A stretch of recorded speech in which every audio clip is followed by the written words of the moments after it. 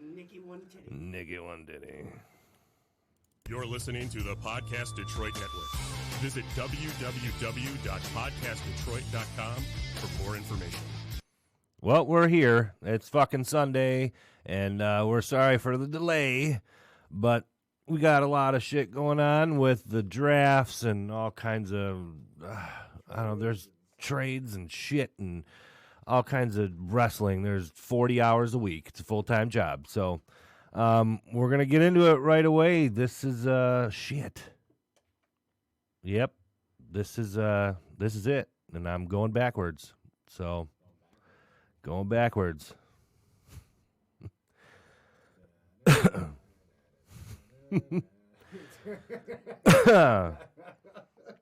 But, you know, we're here. That's the point of it. So break the ring down.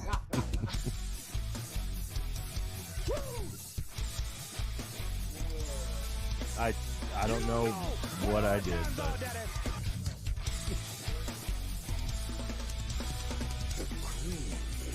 I'm sure he's real. Oh yeah. Austin 316 says I just whipped your ass. You just made the list.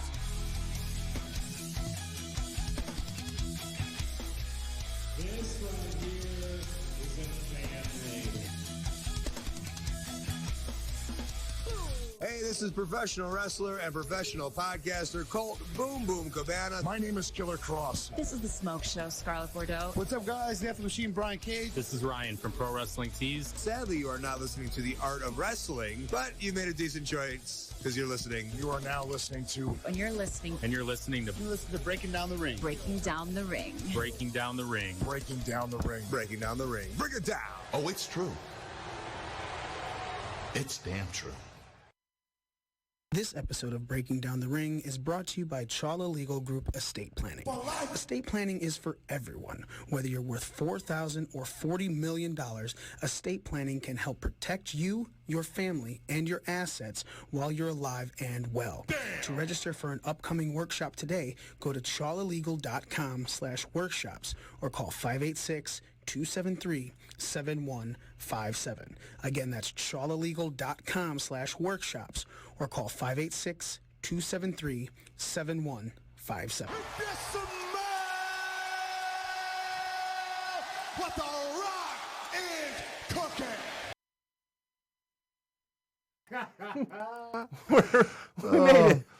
Technical difficulties, traffic difficulties. Doesn't matter. You know, maybe I'm just not fully awake yet or something, but I'm sitting here. I come in at 10:30. I'm like, all right, it's all set. Got everything in order. And then all of a sudden I hit play and nothing works. It's all jacked up. But needless to say, we're here. It's Sunday morning. It's a little after 11. Yeah.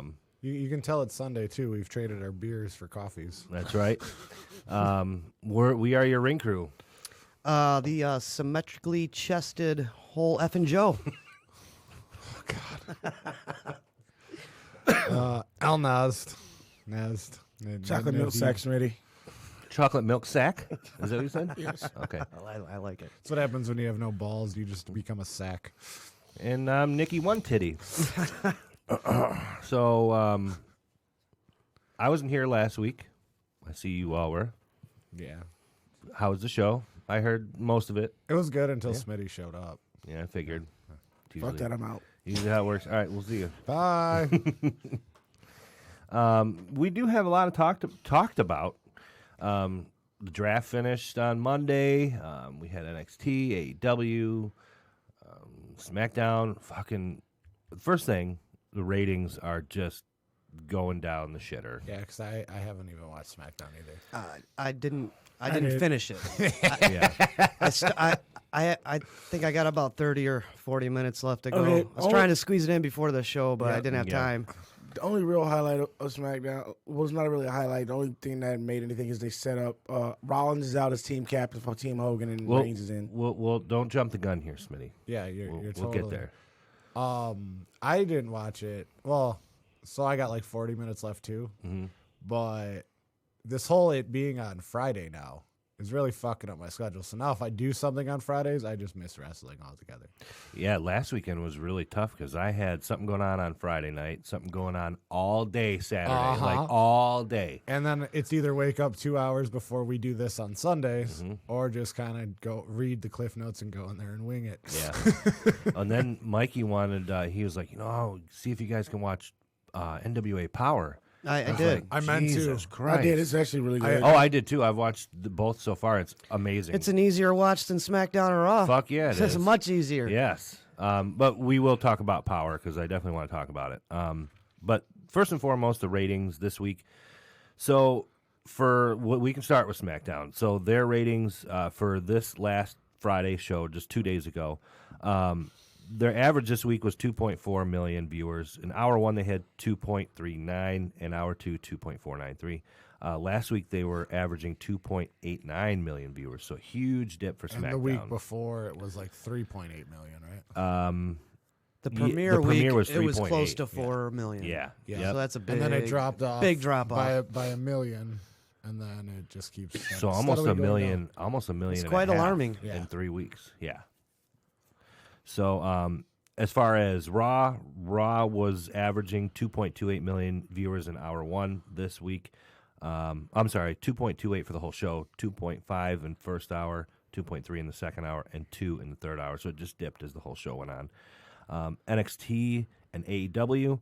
AEW had 1 million viewers down from, they were only down like, it was 1.1014 this week and 1.018 last week. So barely, right. not a significant drop. So basically, they're just going to hover around 1 million viewers. Now NXT went down from 790,000 viewers last week to this week 714,000. So a little bit more significant, but even still right around. I mean, yeah, they're in the same ballpark. Yeah. So yeah, I mean, I know that Friday night there was a World Series game and they did move it to Fox Sports 1. But for SmackDown, I mean, is this going to keep going on, Joe? Is there just going to keep getting a decline until they level off like they used to be? I don't know.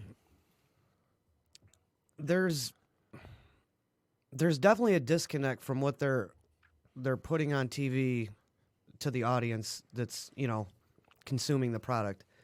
I think and Bischoff was kind of the patsy in the whole thing. Yep. Bischoff out, Pritchard in.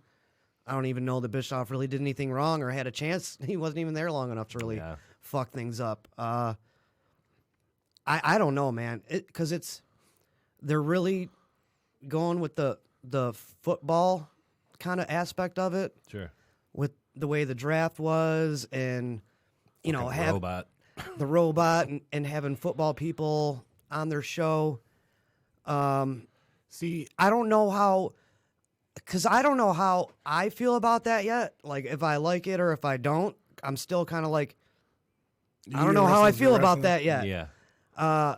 But I think if they keep up with it, I think I'm not going to like it because... You want wrestling to be wrestling? Yeah, I watch wrestling to watch wrestling. If I wanted to watch football, I would watch football, and I don't watch football because I fucking hate football. Mm-hmm. So... But you also hate wrestling for the most part. So. No, I don't. No, I don't. I hate the guy that owns the biggest chunk of wrestling. Is my problem. I don't think they're gonna do like that War Room shit going forward. At least I like you. I hope not. But what they could have done it the exact same way. Have your War Room, whatever. But they made it way too cheesy. Way too ticklebot, because like the way they had people reacting to like draft picks, and I'm like, that's not how this would be in real life. Yeah, like you could have just had people sitting around a table and they didn't have to make any emotions, right? Especially because like the way they portray it is the USA executives and the Fox executives, like they were trying to put on the best products, so they should actually be a little more serious and not jumping up and down every time they get a pick like it's high-fiving cartoon football robots. Yeah. Right. And then but then they have Stephanie announce like the whole group, like the whole first round. There's 7 people taken in the first round or whatever the fuck it is. Why wouldn't you just have like a fake executive from Fox and a fake executive from USA like come to the podium, just kind of or have Stephanie announce it and then have them come up and like tell you why they picked them. Yeah. You know what I mean? At least he didn't come out with like fucking Raw jerseys and SmackDown jerseys, because then that would have been. We've seen that. They've done that before already. done. Oh, for real? Okay, Yeah, that they must do. have been during my break. It was during they did almost every other draft since the second one. They had, it was a SmackDown or Raw shirt they would come out with. The shirt's okay, but like a fucking jersey, that would have really been football. Yeah. So with that, I mean, I kind of feel like they're like this week I didn't see much of, they were cutting to the Fox Sports guys that run, Fox NFL Sundays and Terry Bradshaw and all them, and who would you pick and who would you pick, and I think and I hope that kind of stuff will go away in the future, and I feel like it will. But they had, a panel with Renee Young and Samoa Joe and Booker, and I feel like, didn't they only cut to them like once or twice? I mean, if you're going to have this news aspect of, all this draft crap, I mean, you could have used your panel. They were more so, at that point, promoting the new show that Booker T and Renee Young are doing. WWE Backstage. I finally got a chance to watch. I watched their pilot episode because they actually don't start until November 5th is their first actual debuting episode. But they did like a sneak peek for like an hour. Yeah. Like Paige and Christian. That and shit. felt a lot like Talking smack. No. Well, yeah, okay, so like that's what it's designed to be, because it's kind of like a shoot thing, but the way they have it set up, it's like watching anything on ESPN, because you have all the side markers and stuff like running at the bottom of the screen, like here are your champions, and Seth Rollins, Brock Lesnar, they all scroll across the screen as if you're watching a Sports Center or a Colin Cowherd or whatever. PTI. Yep, exactly. So, but that's okay, because all of sports is doing that. So if you want to incorporate that sports aspect of it, like that makes sense. And then you can do your little, they make announcements on the website all the time. Now they can like scroll them across the screen, like incoming news, Triple H makes a trade, blah, blah, blah. Yeah. So, I mean, that part of the sports aspect is cool. The draft, on the other hand, not so much. Yeah. Oh, the dumbass. I did watch the WWE Backstage thing. Kudos on Renee Young for taking that shot about having her making that Fox money. That's where everybody found out about the trade, quote unquote. They announced that early, though, just to get people to watch that show, because they're like, Triple H has a huge announcement about a trade, blah, blah, blah. And they did an article on the network. Then they talked about the free agent pickups, too, on there. Yep. So, speaking of trades, there were a couple trades this week not trades, but, you had your SmackDown and Raw free agents. I'm trying to scroll here and I got it. Find them. Yeah, I got it. I had it saved just in case. I thought I did. But, free agents like, who was it? Cesaro went over. Thank you, The Smitty. Raw free agents, No Way Jose, Mojo Rawley, the Iconics, Kurt Hawkins and Zack Ryder went to Raw. And for SmackDown, Luke Harper, Cesaro, Fire and Desire, Sonya Deville and Mandy Rose, Dana Brooke, and Drake Maverick. So, I mean... Oh, and Drew Gulak. So let's look at it this way. Okay, I'll ask each one of you. We'll start with Smitty, because he helped us out with that for once. I have my moments. Who got the better end of the deal, Raw or SmackDown? Out of the whole thing, not just the free agents. I think Raw got the better part of the deal. They got more women over there. They got they have a better balanced mid card, and you have pretty much you got the guys that they pretty much been focusing on for the better part of 2 years now. What about you, Z? Nazd? I can still call you that. I mean, no, you can't. You're calling me somebody that got fired. You know how disrespectful and insulting that is? All right, I'm going to go. I'm going to head out. All right, SpongeBob. I actually think... Sponge one tit. I think SmackDown got the better deal. They got... They definitely got the bigger names, and not bigger in the fans' eyes, just names that WWE is trying to push, like Roman Reigns. Like, wherever he goes, that's kind of going to label which one's going to be your number one show. Sure. Just how it is. They also have Brock Lesnar. Like, those are your two biggest draws right there, whether you want to admit it or not. And then they have the better tag division. At one point, all Raw had was the OC, the War Raiders, and what was the other one? They were feuding with the OC. Yeah, the OC. Yeah, see, exactly. So they didn't have many tag teams. By the way, it's the Viking Raiders, not the War Raiders. Whatever, you know what I mean. The Viking Raiders. What about you, Joe? I agree with Z. I think SmackDown got the better end of the deal. Or Nasda. Nasda? Is that how we pronounce it? Whatever. It doesn't matter. Just call me L. Doesn't matter what's your name. Just call me L for short. Right. Anyway, yeah. SmackDown, I believe, definitely got the better end of the deal. Like Nasd mentioned, they got the two biggest draws in the company in Reigns and Lesnar. And Triple H had spoke recently saying that Ronda Rousey is going to be making her return sooner rather than later. Mm-hmm. I gotta believe she's gonna end up get pregnant. I gotta believe she's gonna end up on SmackDown also, because I gotta believe Fox is gonna want her. Fuck yeah, they're gonna want her. They also got. So I really think SmackDown's get the loaded show. But the one thing I don't like about this, right? So Fox wants this and Fox wants that, and rumor has it Fox is the reason that they got rid of Bischoff. Mm-hmm. We'll get into that. Okay. Good. Uh-huh. Okay. Yep.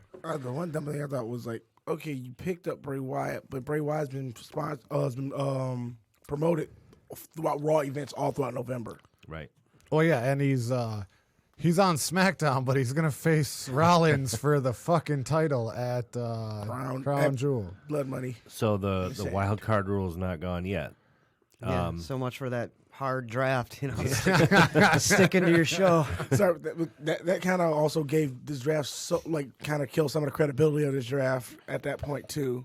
I mean, I know you got to finish the storyline out, but Jesus Christ, come on. You could have just finished it out with burned down the fire. You You could have left bullshit. You could have left it open ended with that. So then Yeah. next year's draft, if you draft Bray, then you go right back to that story. I would agree with Al and Joe that SmackDown definitely got the bigger end of the deal here. I mean, and I figured they would. They're trying to load that show up and keep those ratings up, which they're doing a great job of, obviously, right away. It's all Bischoff's fault, man. So let's talk about that. So this week, after, God, I don't know, a month or so, Eric Bischoff was removed as the SmackDown, That's whatever ridiculous, by the way. Oh, he was removed from the company completely. Totally removed after he moved his family and Future endeavored. totally transitioned to the East Coast from, I think he was somewhere in Middle America. I don't know. He lived in Wyoming. Wyoming, okay. Who the fuck lives in Wyoming? Eric Bischoff, because nobody else. Yeah, lives that's there. it. Because he was born in Detroit and he hated it here so much. He's like, I gotta go to fucking Wyoming. Let's go to the whitest place in America. Right. Gotta get the fuck away from here. So Anyway. I read a little bit about it, but Joe, do you know more about like any type of reasoning, or did you find out any information about that at all? I mean, I was just reading a little something here.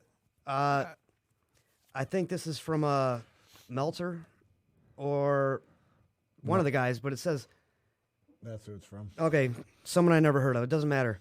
But they said significant promises were made that we don't feel were upheld. The source also went on to say that there are concerns about undisclosed personnel changes by WWE, which that explains absolutely nothing. Right. So I don't know. I think, like I mentioned in the beginning of the show, I think Bischoff is just kind of like a fall guy. I think Fox is putting the pressure on WWE because their show sucks and the ratings are plummeting, and WWE had to do something drastic to appease Fox, and that's what it was. I mean, I kind of feel bad for the guy. I don't. He wasn't even there long enough to do anything wrong. Right.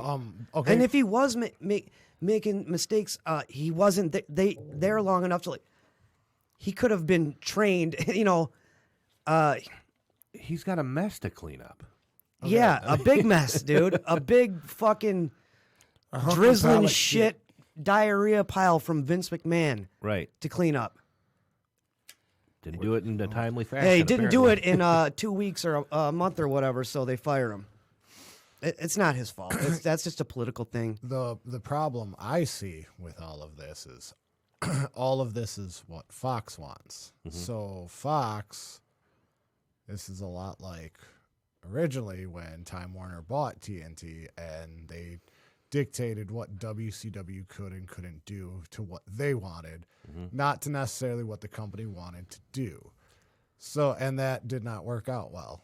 That ended with Vince buying their company. It's almost like what Vince has been trying to get away from for so many years with he doesn't want anyone or any entity being bigger than the company. No more Cenas, no more Rocks, no more Stone Colds. That's why we don't have any really big name stars other than Lesnar right now. Vince won't let him get over to that point. But to contradict that, now with the Saudi Arabia money and the Fox money, now he's got to kind of let them control some things too now, which is what he was trying to avoid for all these years. Well, now he's got to do it. But the money, the money's, you can't say no to it. So yeah, but it is what it is. They're kind of pushing Becky to the moon, though. I mean, they're not doing it with any male superstars, but they're definitely doing it with Becky. Like she's which is also a PR move, for feminism and women's equality. LGBTQ, RSTUV. I get it. So it's all just political bullshit. Yeah. I just, again, you didn't give the guy enough time to fucking clean up anything. I mean, he barely settled in. I know. Like, all right, fuck you, go away. Well, from his press release, though, it doesn't sound like he cared. Yeah. Because they probably sat him down and told him, look, dude, you didn't do nothing wrong, but you're going to be the fall guy. We'll take care of you on your way out. Sorry about this. Well, hopefully, I wish him and his family and his dog. He'll be fine. Yeah. He'll be fine. In his future endeavors. I was actually kind of waiting. So they fired him Tuesday morning. I was like, how cool would it be if at the end of the show, Eric Bishop shows up at fucking AEW? He's booked at StarCast already, I think, in Baltimore. He was booked at He was booked at StarCast literally on Wednesday. The day after. That's awesome. Good for him. All right, so we can get into the shows this week, Raw, SmackDown, et cetera, et cetera. Do we have to? I mean, I can wait. Can we just skip right to Wednesday? We just talk about Wednesdays. Let's briefly touch on Raw, because there was something of somewhat significance. There was? So, we had the Tyson Fury and Braun Strowman contract signing, which was really terrible for me. Also, that should have been on SmackDown, being the fact that Braun is a SmackDown superstar. And they initiated that whole feud on SmackDown. It's that hard draft we're talking about here, man. Once again, now stick to your show. The draft had no credibility with a lot of stuff that went on Raw and in general. Right. And Tyson Fury breaking that pen was really fucking awkward. I actually thought that was pretty funny. He's supposed to be kind of mocking. Yeah, him. dude. Yeah. I that was the best part of the whole thing, I thought, because he was Braun did the broke the table, typical Braun. Yeah. And Fury's just whatever. I thought that was funny, dude. I thought that was great, actually. I thought that saved the segment. I don't think that was on purpose. I think he actually had a hard time breaking that pen. Either way, it was good. Either way, it was great entertainment, just for that short amount of time that it took to break the pen. So is that match going to hold any weight? Fuck no. I mean, at all? No, because part of that's just going to be the... You don't know that, because... I tell you what, dude, Floyd Mayweather and Big Show was goddamn entertaining.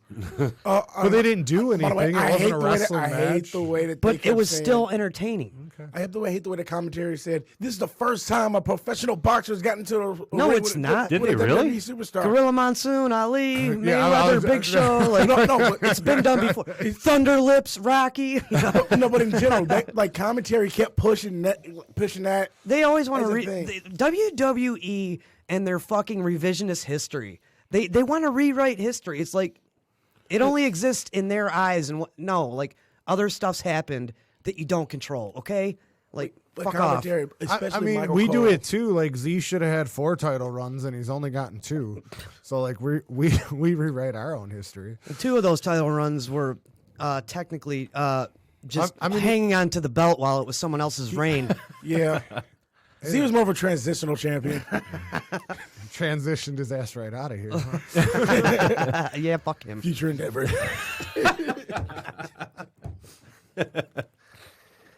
That, amongst many other reasons, that he's no longer with the show. Another thing that happened on Raw, we had the Raw Tag Team Championship switch hands again. Viking Raiders defeated Robert Roode and Dolph Ziggler after Eric pinned Dolph Ziggler. Is it too soon for the Viking Raiders? Is it good timing? Nope. Nas? I'm totally on board with this.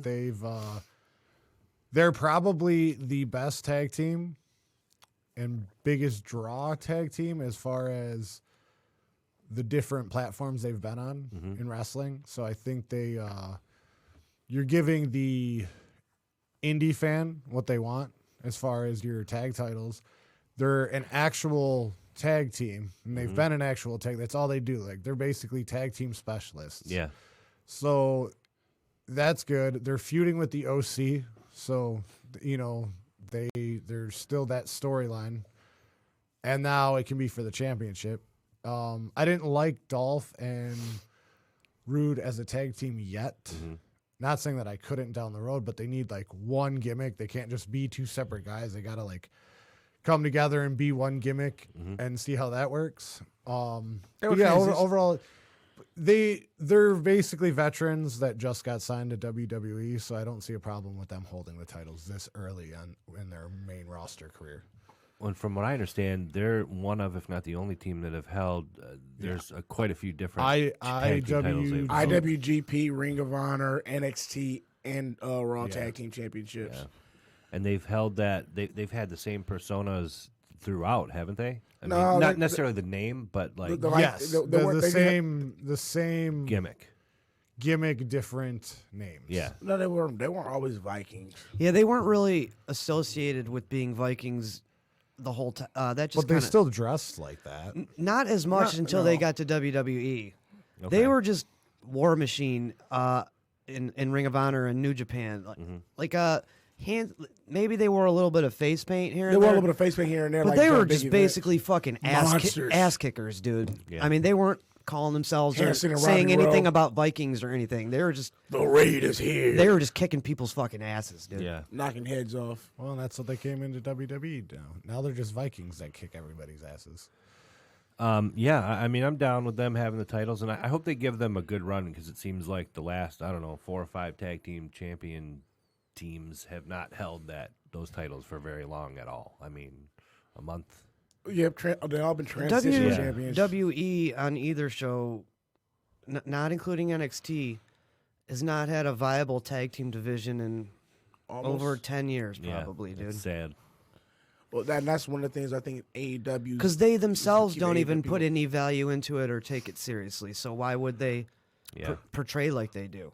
I think that's one of the reasons that you got people watching AEW, because it seems like they are caring about the tag team. They actually do care about the tag team. Of course they are. They got one of the best tag teams in the world as EVPs over there. And then, one of the more newsworthy things that happened, I guess, if you want to call it that, Seth Rollins burning down the Firefly Funhouse. That's arson. He burned it down, literally. With his fingers. Like, all he did was turn to a table and look at it, and it caught on fire. Yeah, that's and it just impressive. Went right up in flames, That's too. Pyrokinesis. Yep. So Seth Rollins is like an X-Man now. No, Caitlyn Jenner is an X-Man. I see what you did there. Jesus Christ. Nyla Rose. We don't even know what she's got going on down there. She's the biggest camel toe I've ever seen. God. We found Mr. Winky. That's so... Smitty, what did you think about the Firefly Funhouse burning to the ground? Originally, I thought it would have been a good way to close out this feud, being that Bray's technically on SmackDown. Mm-hmm. And like, you could just close this feud out there, and then I remember like, oh, Saudi Arabia. Then they added the stipulation. They're like, oh, this is now completely dumb because it made no sense. Yeah. You like, if you're gonna keep trying to run this out there, and I read about the whole Bray book throughout Raw events through November. Mm-hmm. Okay, Why is this going on now? And I felt it was just completely stupid. It was dumb. It was like Firefly Funhouse has been one of your biggest segments. yeah. So So does that mean it's over now? There's no more Firefly Funhouse? I don't know. I kind of If feel they- like that. if they bring you back next week or some way, or like a burn down house and I feel like they could do that. Him just sitting in there crying with a dead fucking rambling rabbit.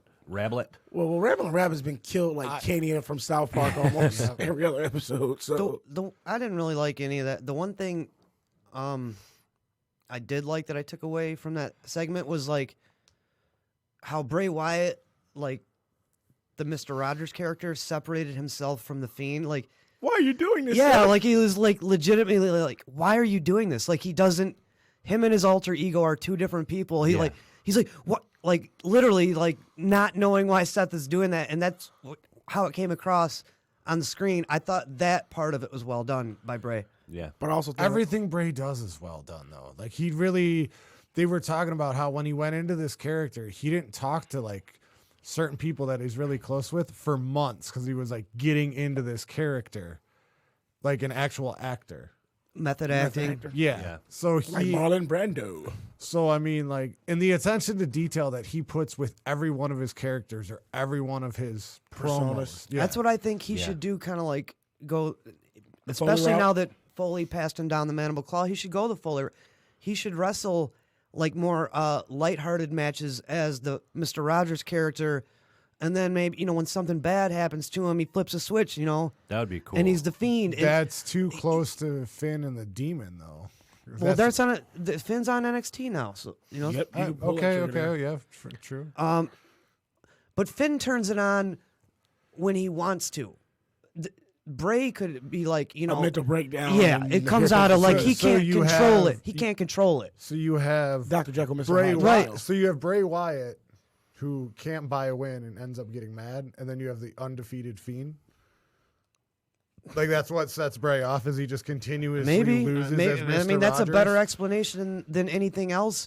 Why he went from a guy that had a less than 500 record to being indestructible in one night. Well, no, but you got to look at so you said it yourself. Like they're two different people. So That's what I'm the saying. Fiend is technically indestructible, which makes That's sense. what I you just know? said. That would make a good Okay. explanation for what we saw.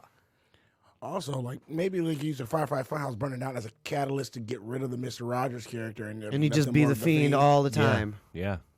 But I still like. I mean, that's the dynamic of two characters. Yeah, I like it, but like I feel like with the for burning down the Firefly Funhouse, you Because nobody's really done that since Foley, though. Like. So when do you think Bray will start Project Mayhem? First rule about Project Mayhem is we don't talk about Project Mayhem. Hey, what's up with everybody burning down Bray's houses? Right? Randy burnt down, what was that? The Sister Abigail thing? Yeah. The Brave Sister Abigail. Sister Abigail house. shed? Yeah. Or whatever. I wonder if they would use that as some fuel to even ignite an angrier Fiend. Nice pun there. I hope that they do find some kind of way to keep the Firefly Funhouse going, because it was one of their better segments. People loved that. I mean, Though I got to be honest with you, watching SmackDown, the premiere on Fox, with a couple of my buddies who are more New Japan fans, so you might call them casual WWE fans, because basically they feel like it's all tickle butt. And so guys with that mentality who just kind of like no nonsense wrestling, who I talked into watching SmackDown with me and had to do that, they were watching Bray Wyatt in the Funhouse and all that shit, and they were not not into it. Like they were like, what the fuck is this? This is fucking stupid. And I'm like, well, this is one of the most popular things in WWE right now. And they're like, oh, that's why I don't fucking watch this shit, Yeah. So I get it. There's that side of the coin too. So with that being said, that this is leading to a Seth Rollins versus The Fiend at WWE's Crown Jewel on Halloween.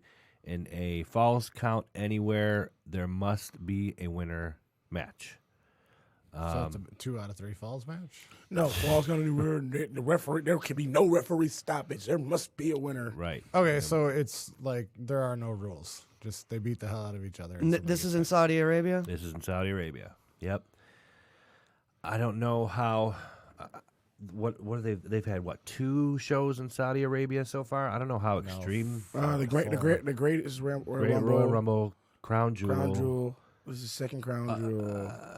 And they've done 2 a year for the past 2 years. They do. They do one right after WrestleMania, and they do one at the end of October, and they've done it for 2 years now. I didn't know they've done that many, but I don't know if they've had a match where it could potentially get this hardcore feel. It's not going to be. I was going to say in Saudi Arabia, where you can't even fucking have women in the ring. Oh my God! He pulled out a machete. So I was going to say how they can't bring Sami Zayn either because he's Syrian. Right. How, I mean, when you look at this, okay, no holds barred, there must be a winner, blah, blah, blah, blah, blah. On any other day, okay, cool. But in Saudi Arabia, I mean, how far can they really take it? It doesn't matter whether it's WWE. They're not going to take it that far. Yeah. They're paying for Hogan, Flair, and Taker. If there was a time to do it, it would be to do it on your network. It's only being shown on your network. So you kind of have free reign of what you could do with it if they went that route. Because it's not on Fox. It's not on USA. They don't have to necessarily abide by those network rules. Well, do you think the Saudi Arabia people are just going to be like, okay, well, now we see this match, because they're trying to force WWE into doing kind of what they want when they come over there. Hence, Team Flair and Team Hogan. Yes. And also, we're going to have a Survivor Series match right before Survivor Series. And then also, they confirmed that Mark Calloway is in Riyadh with Vince McMahon right now as well. Yeah, I saw that. What? Taker's over in Saudi Arabia right now. Oh, yeah. I saw that. His float thing. Okay, so enough of that. We'll fucking see what happens, I guess. NXT on Wednesday. I mean, it was another good show. NXT's always a solid show. Yeah. I can't really say anything bad about it. Not that I really remember. Tommaso Ciampa came back, and he defeated Angel Garza. After the match, the Undisputed Era showed up, and they kind of, I guess you would want to say try to intimidate Ciampa. They handed him a mysterious USB drive. This USB drive showed an attack on Velveteen Dream. That's shit like that. It's feeling more.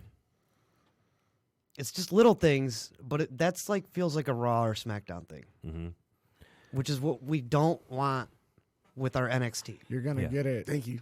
You're gonna get some of it.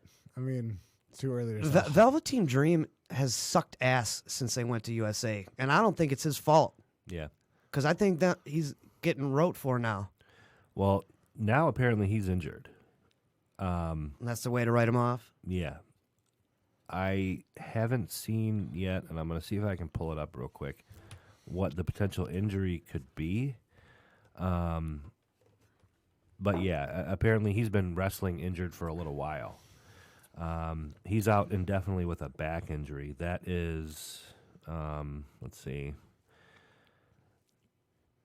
Yeah, he's out just as it's a back injury, and he's going to be out for quite some time. So he's super young still. He'll be fine. Yeah. Plus, when he comes back, it'll be a huge pop.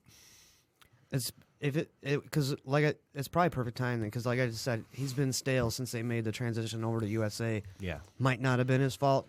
So this be maybe a good time to regroup for him.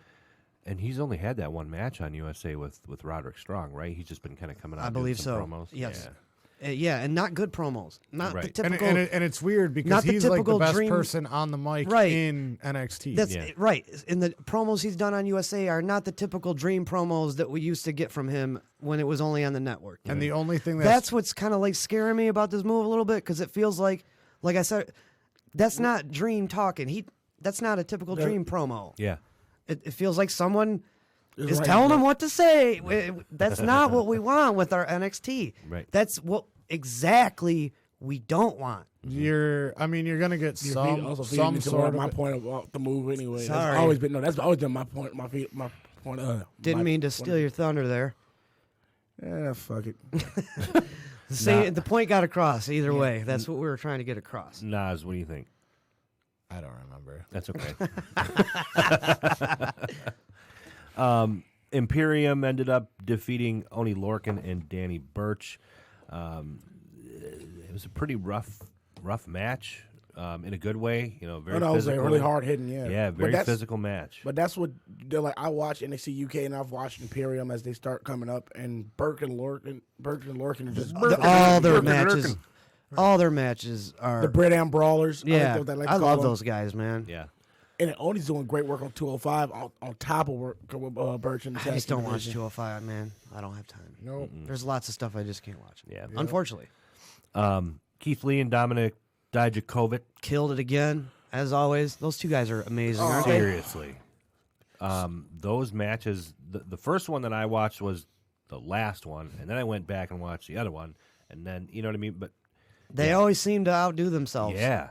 That reverse Rana by Lee, dropping Dijakovic on his head like that. Especially My God. Especially how big these two guys I know. are. Yes. Guys Yes. that size Should not move like that. but they do, and that's what makes it great. Yes, Say Keith exactly. And I know the old school, the brother meant to big guys, you gotta wrestle like a big guy, like Yeah. No, fuck that. I'm sick of that mentality. I like watching guys like Keith Lee and Dijakovic and like Brian fucking Cage, who are just fucking freaks, Monsters. like just freak athletes that can fuck that big man style. I was gonna say watching the big men move better than just the stiff thing they used to do. That's just because you can do it doesn't mean you should do it. Why not? Right. Yeah, no, just Fuck because you off. can do it, you should do it because it's fucking entertaining. Keith Lee is Right. 320 fucking pounds and moves like a damn cruiserweight. At Yes, he times. does, dude. Yeah, and He's doing drop downs and leapfrogs and shit, like running the ropes and shit. Like you get more of those guys like that hybrid athlete in the business, and I mean, people love seeing that. See, shit. that's what they're trying to do with like all these UFC signings. It feels like, but yeah, really, do you guys think at any point that wrestling is going to get oversaturated with former UFC fighters? No. I mean, because it kind of did back in the late 90s when they brought in they had Shamrock and they brought in Severn and Steve Blackman and they had a run of MMA guys back then. TNA did it too. They did it with Tito Ortiz. They did it with Rampage Jackson. It was a lot. Didn't they just King Mo? Yeah. Weren't they just like one-offs though? No. Actually, King Mo did a bunch of stuff over. Yeah, but what a Rampage and shit like that? Like, Rampage was there for like a good 3 years. Oh wow. Oh, see, I didn't know that. See, I wasn't watching at that time, nor do I watch now. But This is actually a good product. Bound for Glory tonight. I don't know. I just think that with all the money Brock's getting and all the money Ronda's getting and all the money Shane Velasquez. Kane is Velasquez. getting, yeah, Shane Velasquez. Shane, I love whatever he's getting, and then you have guys like Riddle and even Sonya Deville had a background, or Shayna Baszler had a you know what I mean? So I'm just wondering if the WWE is going to overcompensate for, like, oh, we don't have to train these people. We can just bring in these people from the UFC and see what happens. They still have to train the transition. Right, but a lot of them may transition more quickly because they're already used to being fighting. They just have to make it not be real. like there's a reason that Marina Shafir and Jessamine Duke are still stuck with Shayna Baszler right now. Yeah, because they suck.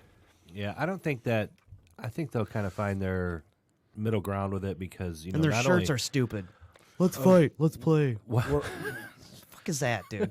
The fuck is that? Not only do you Shayna's got Stooges. Well, you got to perform in the Briscoe ring, and Patterson. but they've got to be a character too, and they've got to have that personality. And if you're a fucking douche but you can fight really well, I mean, I know that they've made exceptions to that rule, but well, that used to work. Yeah. That's why there were these things called managers. Yeah. But Vince don't believe in managers, so that doesn't work anymore. Vince needs to die. Dude, that motherfucker's gonna outlive us all, dude. you know, it's going to be like WrestleMania 92. He's going to be 152 years old, still fucking sitting in gorilla. Welcome, everyone. Say it, goddammit. That's good shit. Shorty G. Say it, goddammit. Say it. Oh, I mean, at that time, we could get Trump versus McMahon in a Depends match. Let's put it in the casket. Put them over in the casket. Walker match. on a pole match. Depends on who's going to still be alive tomorrow. Hey. Toupee on a pole match. Let's go, guys. So book it. Now, okay, with you guys mentioning the UFC fighters, that leads me to Shayna Baszler coming out during Tegan Knox's return. Tegan Knox, she did get her win against Tainara. Tainara Conti. Tainara, yep, there you go. It's just Tainara now. Tainara. They got rid of her last. I wonder Already? why. I wonder why. Tainara, never mind. Shayna Baszler did come Cunty, out. there. Cunty. Tainara Cunty? Yeah. Oh. Anyway. She's that was real Tourette's of you. Cunty. I couldn't. I had to get it Yeah, out. she is very cunty. She's got a fat meat box. Smitty's meat. And there's where the show went off the rails. See you guys next week. Use the code word Big Meat Box on your next purchase. To get a 20% increase on So Baszler came out talking shit to Tegan Knox.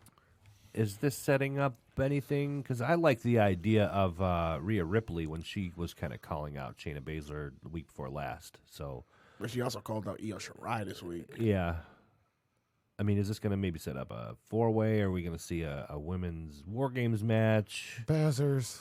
I would rather. Brazers? Brazers. I would like. I think I would like to see that because they like this week was the first time they mentioned War Games on NXT, and have the first ever women's War Games would be pretty cool. Yeah.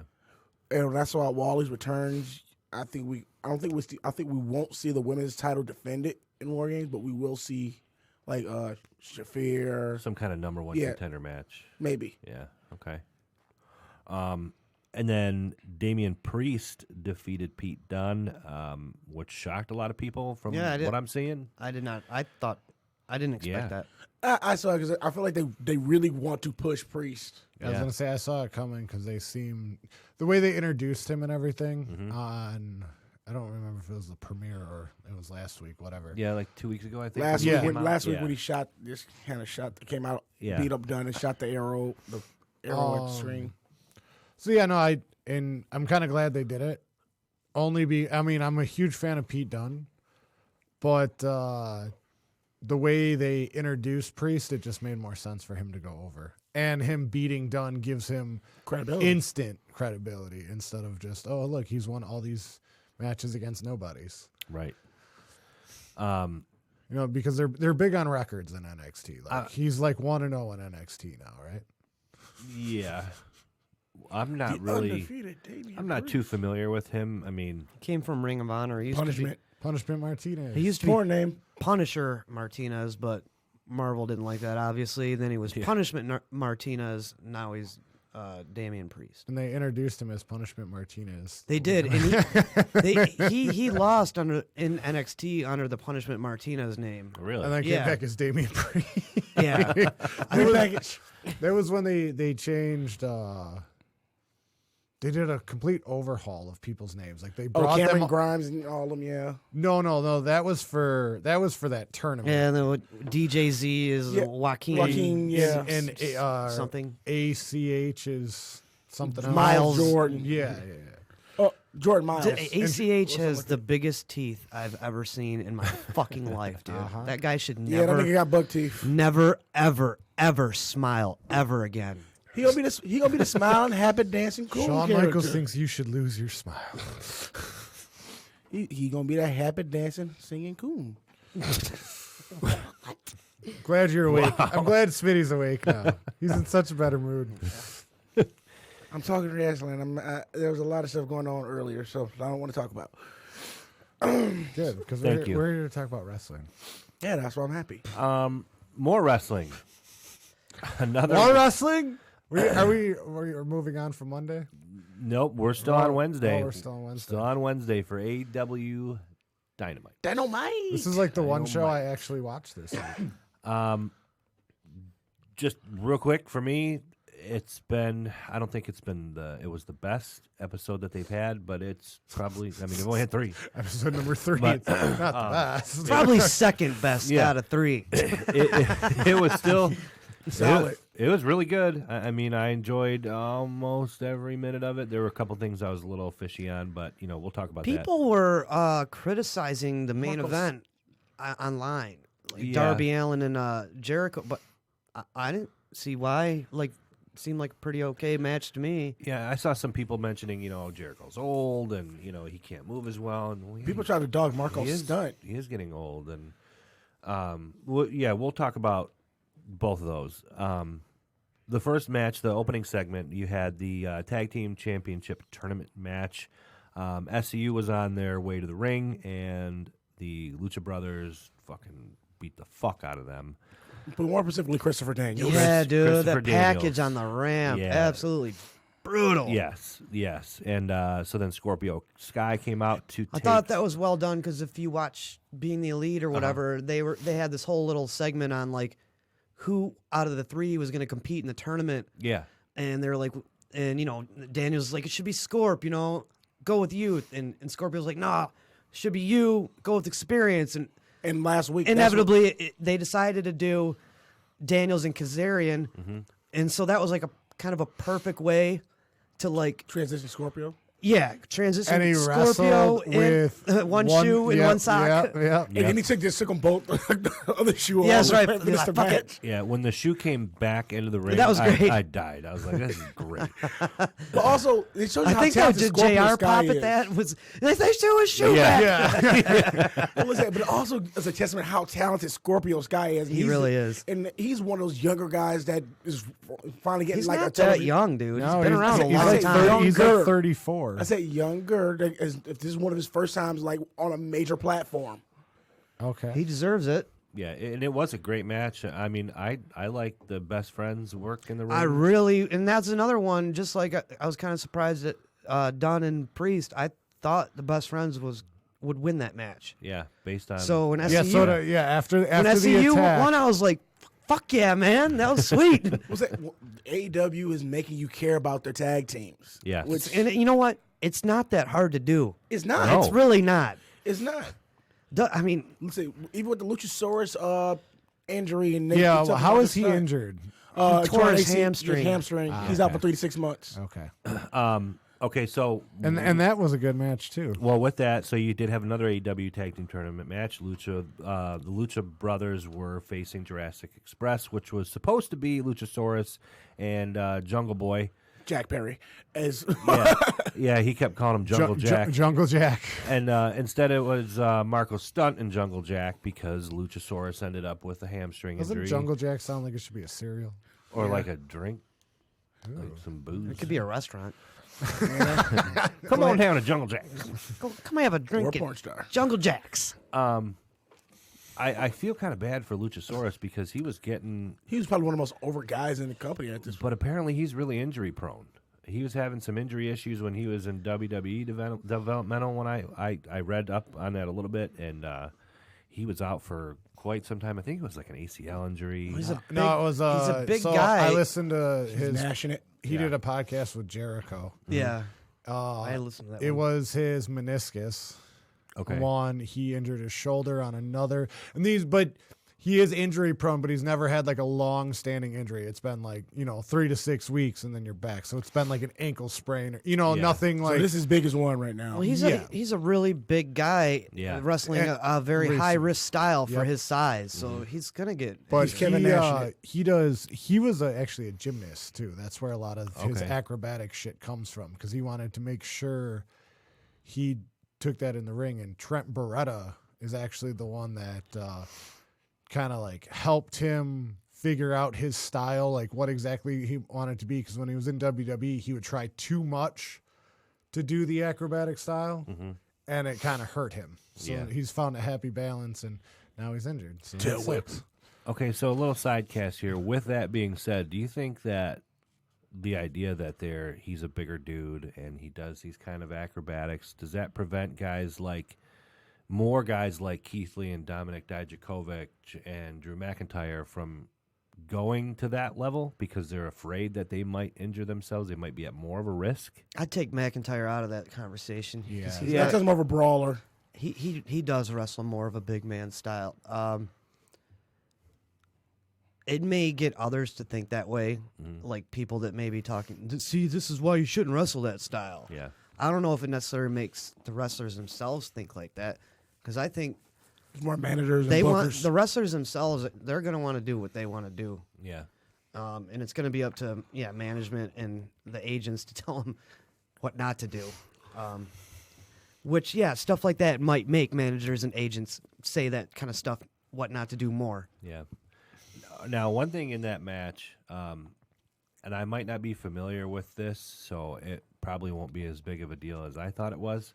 There was a point where I think it was Phoenix was in the ring, and he went to tag Pentagon, and they were actually both in the ring. Pentagon ran to the corner, didn't get out of the ring, and then Phoenix just ran and tagged him while he was just standing in the corner. I saw that. So I don't know if that's kind of like a rule in other promotions that all you got to do is be in the corner or something like that. But I did catch that, and I even rewound it. I was like, is he the legal man? He did tag him. Well, here's the thing. So even WWE standards, that could technically be legal. And it's because all you have to do is be in the corner and With a hold tag that rope. Yeah, as long as you're holding the rope, you can basically be my understanding. In the corner. Yeah, so I didn't know if you necessarily had to be outside of the ring as long as you were, like you said, holding that rope. Yeah, because you've seen like where they hold the rope and then like stretch along the rope and be like, Plus, they have a 5 count to get out anyway, so to have the ability to perform double team maneuvers and things like that. So so the tag in the corner was okay in your guys'. It wasn't. I mean, like, and we already know how lax the AEW refs are anyway. Yeah. So, well, like you, I was like, it's kind of weird, but it didn't like hinder it for me. It's not like not calling a DQ like ruins the integrity of the ref. It's like, okay, whatever. Like, that was weird, but I could understand how they could argue it if they went that route. Did anyone see them address that on Being the Elite? Wait, what? I didn't watch Being the Elite this week. The no DQ. No. Oh, okay. It's like Kenny kind of chewed out the ref. What's his name? Rick Knox or whatever. The ball guy. And he's like, wins and losses matter here. He's like, I got a losing record going on. You got to. And then he's just kind of chewing him out, but like in a kayfabe way, And then Kenny walks away, and it pans back to the ref, and he's like, nobody wants to see a DQ in a main event. I was like, that's pretty good, actually. I was like, way to hit, way to come out and get in front of it, I like that. Yeah. Yeah. I thought that was cool. The one thing about that match is the backlash about Marco's stunt kind of made me angry. They just think, and I understand, but no, fuck that. There's a little man by the name of Rey Mysterio that. Well, so real quick, but for okay. those that don't know, there's a lot of criticism about Marco's stunt being in the match. Marco's stunt is really, really, really fucking small. To me, who fucking cares? But there was a lot of criticism about him not being able to size up with these dudes and et cetera, whatever. But sorry, Joe, go. I get the criticism. I'm not saying I'm one of the criticizers, but I understand where they're coming from.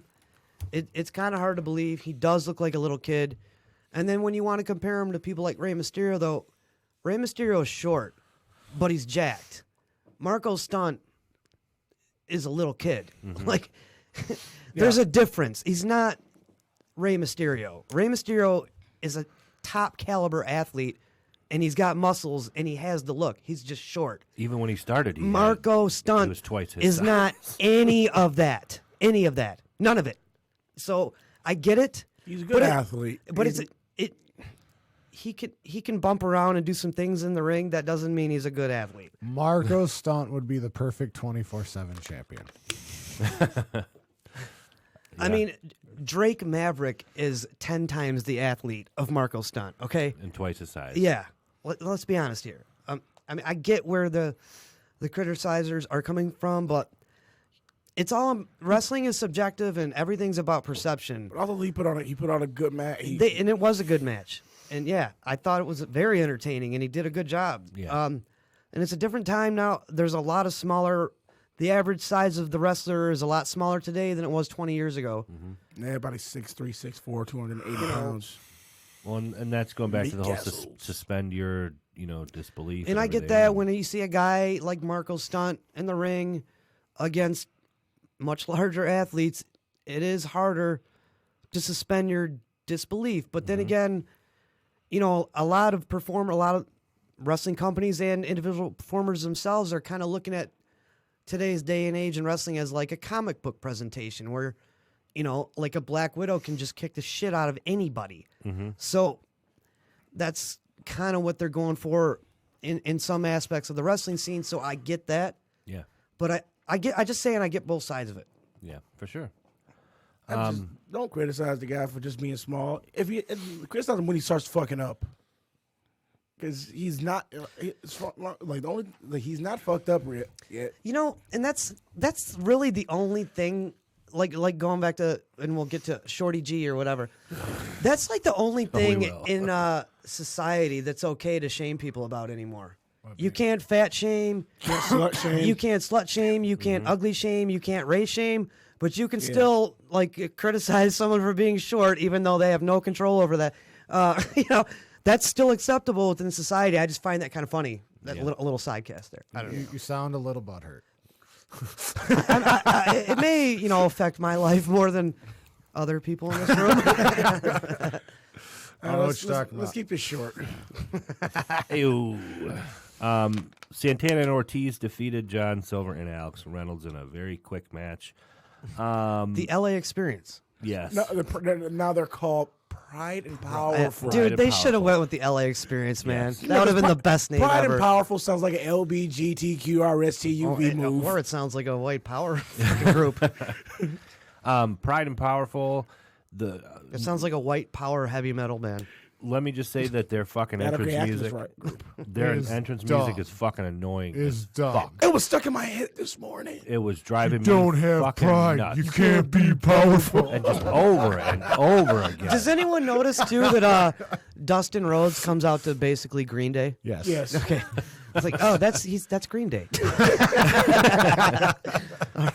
But yeah, it just fucking drove me nuts. And then when they were walking back up the entrance ramp and Jericho was doing a promo, the video promo, what were they saying? We the best tag team. The best. The inner circle.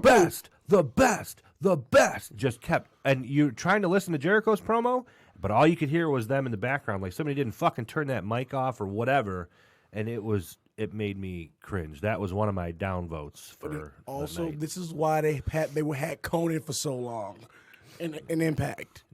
Because those guys, Because Conan could talk for him. Conan could talk for them, and when they have a lot of Conan mic, can they talk. don't shut the fuck up. Yeah. I don't know. But regardless, moving on to we had the AEW Women's Championship match. Riho defeated Dr. Britt Baker, DMD. Not a great match. Yeah, it was okay. That but was my piss break match. Yeah. This is like old school wrestling. for me. Dr. Women- Britt Baker does not resonate with me. No. She does not sell shit. by She's the way. not good. No. Period. And I was hoping she was because they kind of talked her up like she was. And that's cool that you're a doctor and all, and I respect you have a degree, you went to school for all, and that's legit. That doesn't make me intimidated of you in the least. Like, Right. ooh, here comes the dentist to the ring to beat me up. Like, what the fuck kind of gimmick is that? Do you remember Dr. Isaac Yankum, DDS? Yeah, it didn't work then. And it Right. didn't work then. It ain't fucking working now. Nobody gives a fuck if you're a dentist. All right, like that's Isaac stupid. Yankum. It's stupid. Right, but she can be like the female Kane. We'll just call her Abel. I thought we both got that Bible reference. I wish her teeth were fucked up like Isaac Yankum. Like she was all hot and she'd smile and she had a fucked up grill. Yeah, like think about that though. Isaac Yankum comes out, he's a dentist, and you already know he's a shitty dentist because he smiles, and you're like, no. Yeah. And Britt Baker's got those pearly whites. That's Adam Cole's baby. I could totally see why he's fucking Tony Storm now. Yeah, she's got a horse face. Kenny Omega and Hangman Adam Page defeated Pac and John Moxley. I enjoyed it. What? Well, John Moxley helped, though. He helped. The match was pretty good to me. I mean, it wasn't great, but it was a good match. All right, so I do have a question. Yeah. Was this? I don't really pay attention to like when they're announcing names. Was this the first week they were showing records under the names? No, they've been doing it since week 1. They've been doing it actually since All Out. I do like. Okay, so I guess my next it's a 2-part question. Sorry. So now there's a singles record and an overall record. There's also a tag and a trios record as well. Yep. Okay. So, but it kind of looked like they got rid of the tag and trios and just replaced it with the overall. Well, it depends I mean, on what it type of, depends, it depends on what type of match you're going into. No, because I saw a graphic that said, I think it was about Darby Allin, and it said singles record. Yeah. Yeah, but it says singles and overall. So singles, he was like 1-1, but in overall, he was 1-2-1. So then after he won, after he lost, he ended up being 2-2-1. Well, you know what I would like to see? So you want to talk about wins and losses matter, and you want to put that graphic up, but let's see a graphic with a group of guys or a group of girls and see where they're at right now. Oh, like a power ranking? Yeah, like a power ranking. And maybe they will, but they probably will end up doing that at some point. But now, only episode 3. Do you think they do it like college football? Like a win is like if you beat Jericho in a college singles. Football is so complicated though with all the right, but okay, divisions and shit. Let's pretend Jericho's your champ. So Jericho's Alabama or Clemson, right? Yeah, that would be your Jericho, and then you have like a guy like Darby Allin. Like let's say Darby Allin won the match via DQ or something like that. Is that win? A win is a win. Does that mean more than say a win against? It's a check in the win column. You know what I mean? I think it would have to be a win. Like if you have two guys with the same record, do you then look at difficulty of schedule of how they got to the ranking? You mean like maybe records of opponents? Yeah, you know what I mean. Maybe like, you go to that. Yeah. Like you could have one guy who I don't beat think like you go to two of type your of win, main though. eventers, You probably- and the other guy just beat 2 jobbers, but they're both 2-0. You probably go with the ranking, the difficulty. Or is that where the overall falls in? I'd say they probably go with the difficulty of in that situation of each other's opponents Yeah. rather than how each other. So they wouldn't each go performer into got like, the win. So they wouldn't go into like overall. Like okay, these guys have the same record, but they have a different overall record. I don't know about that. I mean, would like to including know. the tag matches and stuff. Yeah, because Jericho's like 2-0 in singles, but 4-0 in overall. Yeah. I would like to know, and I hope they kind of shed some light on that within the next couple weeks. Maybe after Full Gear they will. Let us know what the fuck. Why do they matter? I mean, now you just say, here they matter. Here's their numbers. But the graphics are dependent on what type of match they're going into. Yeah. So we'll have like if you went into a singles match, it says singles record, overall record. If you're going into a tag match, it'll say tag match, overall record, and then it'll say like trios. Or it depends on what type of match you're going into. Right. Unless it's a lights out match like they had on AEW Dark.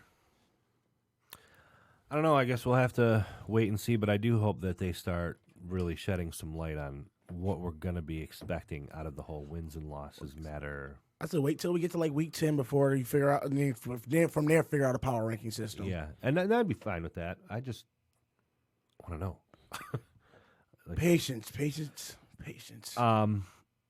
Okay, so the Kenny Omega match with Moxley and Pac and all them.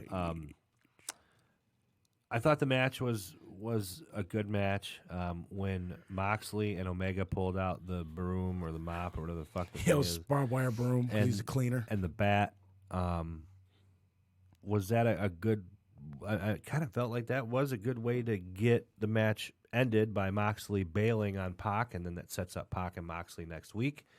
They're going to be, in a match next week, and then now Pac did have to take the pin. That was the first pin he's taken in that company. But also was in a tag match, so it won't affect his singles record. Right.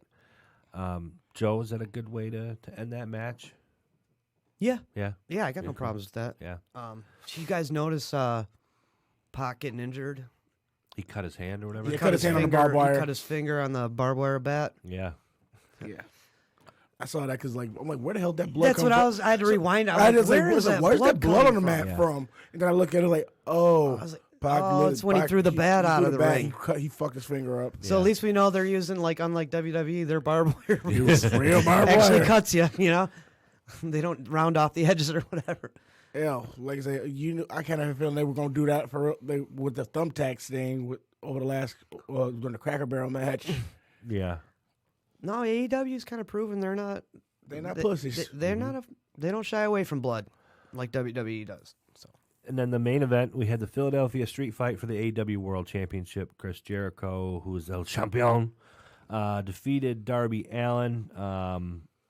This match, like Joe said earlier, a lot of people were criticizing some that tweets match. and people on social media or whatever, saying that they're losing the crowd, that this match is killing the show, and I didn't get that feel from it. Actually, I thought it was all right, man. I thought it was a great way to showcase Darby Allin, especially when he had him his hand, when he pretty much started kicking his ass with his hands tied behind his back. Right, and it's not like Darby just got up and just kind of kicked him and did a couple drop kicks. He was fucking climbing. Yeah, ropes I thought and that was. I don't see any reason why people were bitching on it, because when Darby was tied up and then all the shit he did with his hands behind his fucking that is back. extremely hard to do. He climbed the ropes with no hands all the way to the top, He springboarded off the middle rope. Yeah, and usually when people do that, they grab the top rope just to stabilize themselves. Right. Smitty's right.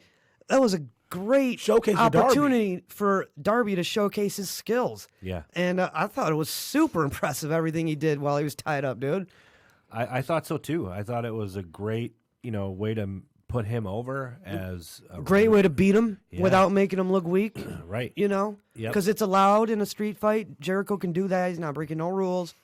Also, the fact that Jericho gave this kid the biggest rub of his career. career. Jericho sold for him, sold good for him, know? And that was the biggest rub of Darby's career, for sure. But by far. By far. Even though Darby wrestled Cody, it's still a bigger deal from Jericho. Especially when it's a championship on the line. Yeah. I don't see how first ever championship defense. I don't see how people were talking about that the crowd wasn't. I thought they were. I think people just like to go online and fucking complain. Yeah, bitch about it, and because they're also fucking. You gotta love the fact ass. that you gotta love the fact that the inner circle comes out with all the bubbly at the match. Also, by the way, I found out why Jake Hager is not actually wrestling. Is he on a no compete still for WWE? He's got a Bellator. No, he's got a Bellator fight on the 23rd. Oh, and he can't risk getting injured. Yeah, that makes sense. So we may see Hager more active, possibly after Full Gear. Yeah, which fine. Whatever.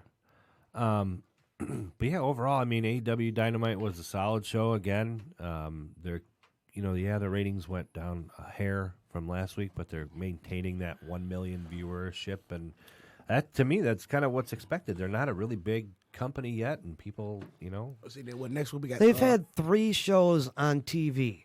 Yeah. To be hovering around 1 million, that's fucking impressive for your third fucking show. Hell all right? yeah. That's fucking good. Yep.